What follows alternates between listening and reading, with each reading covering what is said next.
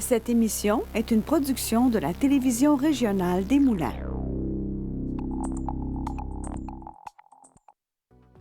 Avec la collaboration de la Chambre des commerces et d'industrie Les Moulins, le CFP des Moulins et le CFP des Riverains, fiers partenaires de Fibre E.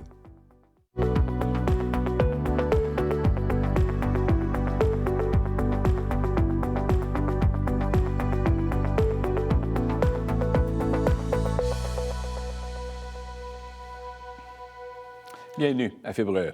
L'invité de cette semaine a démarré son entreprise pour vivre de sa passion et pouvoir aller au bout de ses ambitions. Le but de son entreprise est également d'assurer un avenir financier à son fils qui est autiste. Il s'agit de Jean-Philippe Lemire, fondateur de Parallèle 54. Monsieur Lemire, bienvenue à Fibre E. Merci. Ça va bien? Ça fait plaisir. Eh oui? Oui. Permets qu'on se tutoie? J'espère que oui. Écoute, j'invite souvent des gens, tu sais, quand tu es PDG d'une chambre de commerce comme moi, bien, tu viens que tu as établi après 15 ans, tu as un réseau qui est quand même assez grand, tu connais bien des gens, les gens doivent dire, écoute, il tutoie tout le monde à l'émission, mais pratiquement, c'est juste qu'on connaît, on a plein de connaissances, de contacts, puis ça paraît très drôle pour les gens qui nous connaissent que si on se voyait tous les deux. Alors, Jean-Philippe, merci d'avoir accepté l'invitation. C'est un plaisir. Non, mais sérieusement, moi, je voulais parler de ta rigueur, mais surtout ta fougue de te lancer en affaires. Tu es quelqu'un qui déplace de l'air, ceux qui te connaissent. Je ne sais pas si tu es TDAH ou mais tu es quelqu'un qui bouge, hein? Bien, je ne suis pas TDAH, en tout cas, je n'ai pas été diagnostiqué. Peut-être après l'émission, les gens qui sont des docteurs, peut-être pourraient le dire. Oui. Mais je suis assurément hyperactif. Ça, Ouais. c'est une chose. Mais à l'époque, l'hyperactivité, on allait jouer au hockey, on allait dépenser notre énergie, puis c'était d'autres choses. Mais oui, ça m'a permis d'insuffler une énergie, dans le fond, pour faire mon entreprise. Mais là, toi, il y a plusieurs années, tu es, bien, je dirais peut-être, je dis plusieurs années, une dizaine d'années, mettons. Ouais. OK? Il y a une dizaine d'années, tu es un ingénieur de profession. Tu es ingénieur dans une ville de Rosemère, pour ne pas la nommer. Ouais. Et tu as un bon poste, fonds de pension, un bon revenu, bon salaire. Ouais. Et tu décides de complètement balancer ça pour dire, je pars à mon compte. Oui. Mais faire un saut comme ça, quand tu as une petite famille, tu as un enfant qui est autiste, Ouais. ça demande du courage, là, je veux dire. Ça demande du courage ou du moins un manque de raisonnement. Je ne sais Je pas sais si les gens pas. qui nous écoutent, ils se disent... Franchement, je pense que c'est les deux, Pierre. Ah ouais? Ben oui, parce que dans le fond, en tout respect pour les municipalités, c'est une instance que j'adore. J'ai toujours eu une mission de servir le public un peu dans mes racines. Mon père était directeur au Collège Saint-Sacrement à Terrebonne, un ancien curé. Et j'aimais ça, mais je sentais que je ne servais pas bien le public dans une ville, puis ça m'enlisait. Je trouvais que je n'étais pas capable de mener les projets comme j'aurais voulu les faire. Il y avait toujours des obstacles qui m'empêchaient de le faire. Puis j'ai eu la vision de dire, c'est une dépression là, qui m'a permis de réfléchir à cette chose-là. Ah oui? Ouais, absolument. OK.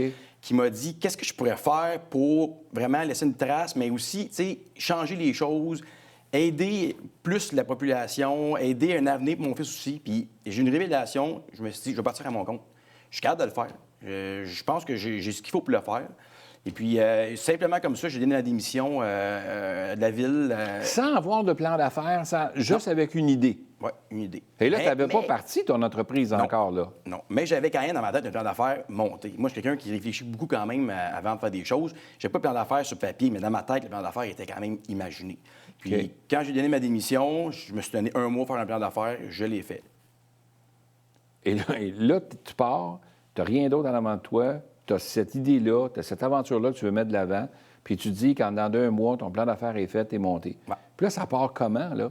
Ben, Parce que les gens t'écoutent, ils disent, OK, il est ingénieur, il décide de partir, inévitablement, tu as parti d'une firme d'ingénierie. Ouais. Ben, qui est tu resté sais- dans le même domaine. Absolument. OK. Absolument. OK. À la base, tu sais, c'est quand même relativement simple. J'avais beaucoup de contacts dans la région municipale, évidemment, par ma présence, dans le fond, comme directeur du service technique de Rosemère. J'avais beaucoup de collègues. Puis c'était une époque aussi post-Charbonneau, on se rappelle bien, là. Et puis, il manquait quand même beaucoup de ressources en ingénierie pour combler les besoins des municipalités puis des instances gouvernementales. Moi, dans le fond, tout bonnement, j'ai pris un plan d'affaires en disant, moi, je suis un professionnel, je suis prêt à vous aider à faire des plans, des devis, tout ce qui est nature technique relié à mon domaine. J'ai envoyé, dans le fond, mon prospectus, et puis ça a poigné pas mal plus que j'aurais pensé, là. Ah oui. Oui, oui, oui. Parce que tu étais un des seuls dans le domaine où il y en avait d'autres, où tu avais de la compétition ou pas? Ou... J'ai tout eu de la compétition, mais j'ai amené un aspect que souvent les ingénieurs conseillent de profession, je vais dire entre parenthèses, non pas, c'est qu'ayant été dans une ville, je connaissais très bien le rouage de la machine. Je connaissais très bien comment aider les fonctionnaires pour faire aboutir leur projet. C'est là que ma vision est venue rencontrer mes objectifs, de dire qu'est-ce que je peux faire pour aider davantage le service public. C'est que j'ai amené une vision de comment vraiment faire passer les projets pour que à la fois les élus le comprennent, à la fois les directeurs municipaux le comprennent, comment s'arranger, qu'il respecter les budgets. Parce que, comme je dis, quand tu es dans la boîte, tu sais le fonctionnement que ce que d'autres ingénieurs conseils ne connaissent pas nécessairement. OK. Fait que le fait d'avoir été dans la boîte t'a permis de mieux saisir les besoins de tes clients, dans le fond, avec qui tu fais affaire en partie. Là. Absolument. OK. Absolument. Là, l'entreprise, est-ce que tu la voyais? Moi, je sais où tu es rendu aujourd'hui, on va en parler tantôt, là. Mais quand ça a débuté comme ça, est-ce que tu voyais une ascension aussi grande que c'est aujourd'hui? Non. Parce que, disons-le, là, aujourd'hui, tu es parti tout seul de rien, avec une idée qui germait, tu as donné ta démission, pris un mois de monter ton plan d'affaires, puis tu es parti. Ouais. Et aujourd'hui, ça fait quoi, 7 ans de ça? Ça va faire 8 ans en février. Ça va faire 8 ans en février. Ouais. Et aujourd'hui, tu as combien d'employés? Bien là, au 1er novembre, on va tomber à peu près à 100 d'employés, 5 bureaux. 5 bureaux, 100 employés, 7 ans plus tard. Oui. 7-8 ans plus tard, mettons. Là. C'est quelque chose, là. Bien, Est-ce que c'est ce que tu voyais dans ton plan du mois, là, que tu as dit que tu as pris un mois pour... Non. C'était-tu dans ta vision? Non. Je pense qu'après 5 ans, j'étais peut-être 10 ou 15, là. OK. Si ça allait bien, là. Puis qu'est-ce qui s'est passé qui a fait que tu as voulu faire des acquisitions puis tu as voulu grandir? Bien, l'entrepreneuriat, je n'avais pas étudié en entrepreneuriat. Je n'ai pas été au HEC, moi, j'étais ingénieur. J'avais pas nécessairement la connaissance c'est quoi l'entrepreneuriat, mais quand j'y ai goûté, j'ai adoré ça. Je peux pas revenir en arrière. Puis j'adore, dans le fond, développer. J'adore rendre des services. J'adore développer mon réseau. Puis ça fait que je suis pas capable d'arrêter de rester en croissance stable. Il faut que j'ai une croissance quand même assez rapide. Mais pour ça, il faut bien s'entourer. Moi, j'ai insufflé une énergie au départ, puis je fais souvent référence à ça quand je parle aux gens. C'est un peu comme le Big Bang, c'est un petit peu chaotique. Dans le processus, malheureusement, j'ai même perdu des amitiés. Ah oui? Ben oui, parce que, je veux dire, des fois, les valeurs, quand tu es ami avec quelqu'un, puis tu es en affaire avec un ami, c'est pas nécessairement les mêmes valeurs, puis je l'ai appris à la dure, ça aussi, mais ça fait partie de l'expérience d'un entrepreneur, je pense, de découvrir ces choses-là. Mais la clé, après, maintenant, 8 ans bientôt, c'est que là, je suis une belle équipe, je suis bien entouré. J'ai des gens, pas nécessairement qui pensent comme moi nécessairement, mais qui ont les mêmes valeurs, par exemple. Puis ça, je pense que c'est la clé là, du succès. Là. On le disait tantôt que quand tu pars ton entreprise, quand tu as parti ton entreprise, tu n'avais pas d'idée que tu tomberais avec 100 employés. Là. Quand tu es rendu avec une centaine d'employés comme ça, là, les ressources humaines aujourd'hui, comparativement à il y a 7 ans, il y a eu la passe pandémie entre les deux, là, qui fait qu'on est ailleurs aujourd'hui. Est-ce que tu trouves ça plus facile de faire la gestion du personnel puis de l'équipe aujourd'hui qu'avant? C'est plus difficile. Plus difficile. Oui, c'est plus difficile. Donc, un entrepreneur qui t'écoute ou un entrepreneur qui veut se lancer, qui dit un jour, qu'est-ce que tu lui dirais? Moi, je dirais de le faire. Je ne vais jamais dire à personne de ne pas s'en en faire. Juste la mise en garde, c'est que les ressources humaines, il y a 10 ans, il y a 5 ans, c'est pas que c'est nécessairement mauvais, mais les gens se sont habitués maintenant, depuis certaines années, d'avoir, les employés, à tout le moins, d'avoir une belle perspective d'employabilité. Il y a des bons salaires, il y a des belles conditions. Disons que le partenariat, c'est plus compliqué. On a beaucoup de conciliation à faire, puis c'est correct. Là, je prône beaucoup ça. Mais le danger, des fois, c'est que la productivité vient qu'à baisser. Puis là, il faut trouver le bon filon parce que c'est fun d'être accommodant, c'est fun la conciliation travail-famille. On est tous pour ça, c'est vrai, mais il y a une rigueur quand même. On est des professionnels, comme les comptables, les avocats, les ingénieurs. On doit quand même faire notre travail avec rigueur. Puis c'est sûr que la productivité, quand on vient à avoir une certaine ouverture, là, on est arrivé un petit peu au bout de l'élastique, là, présentement. Mais c'est correct, mais il faut bien s'entourer d'une équipe DRH solide.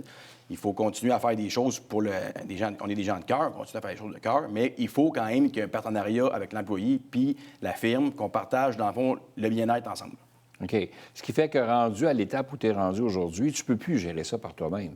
Ça te prend des gens habilités en RH pour gérer, justement, cette équipe-là. Absolument. Puis ça a été difficile pour moi parce que je suis ça vient toucher ton bobo. Moi, je suis très près des gens. J'adore c'est ton bébé. J'allais dire pas ton bobo, mais ton bébé. Oui, c'est ton bébé, là. Fait que là, tu laisses aller des choses, là. Oui, c'était très difficile, mais il y a une transition qui s'est faite quand même, naturellement, là. Mais au départ, j'avais tendance à me mêler encore de ces choses-là, puis venir mettre la bisbille, tu sais, parce que dans le fond, oui? Ben oui, parce que, tu sais, moi, j'arrivais, puis oui, moi, tu sais, papa gâteau, puis oui, mais des fois, quand tu veux papa gâteau, ben tu viens faire au détriment peut-être de d'autres sans t'en rendre compte. T'sais. Fait que là, gentiment, mon équipe d'administration m'ont remis à l'ordre et c'est correct. OK, fait que t'emmènes, ouais, c'est ça, t'emmènes tes couleurs, mais dans le fond, tu ne leur laisses pas la liberté de pouvoir faire le travail pour lequel tu les as engagés, dans Mais le fond. je là. me corrige, hein. Sois assuré, là, je me corrige. Oui, oui. Ouais. Qu'est-ce que tu donnerais comme conseil à quelqu'un qui veut se lancer comme tu l'as fait, de sauter dans le vide comme tu l'as fait? C'est plutôt rare qu'on a des gens, des entrepreneurs qui se lancent dans le vide comme ça. Il y a des entrepreneurs qui vont, ou du moins des futurs entrepreneurs qui hésitent à faire le saut.